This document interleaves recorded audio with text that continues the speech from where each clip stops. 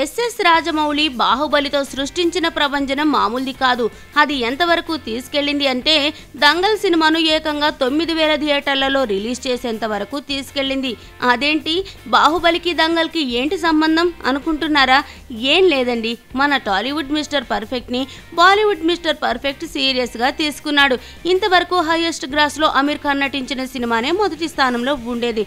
కానీ దాన్ని కాస్త బాహుబలి ది కంక్లూజన్ వచ్చి రెండో స్థానంలోకి తొక్కేసింది.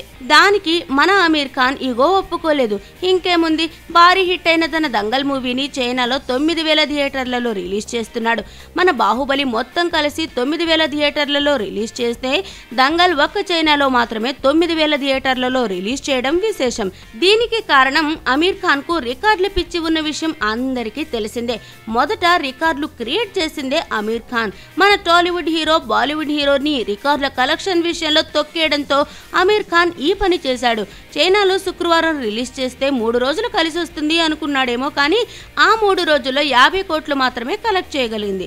ఒక సినిమా 50 కోట్లు 3 రోజుల్లో కలెక్ట్ చేయడం గొప్ప విషయమే, కానీ 9000 థియేటర్లలో అంటే కొంచెం తక్కువే. అందుకే అమీర్ ఖాన్ బాహుబలిని దృష్టిలో పెట్టుకుని దంగల్ రిలీజ్ చేసి తప్పు చేశాడనే చెప్పుకోవాలి.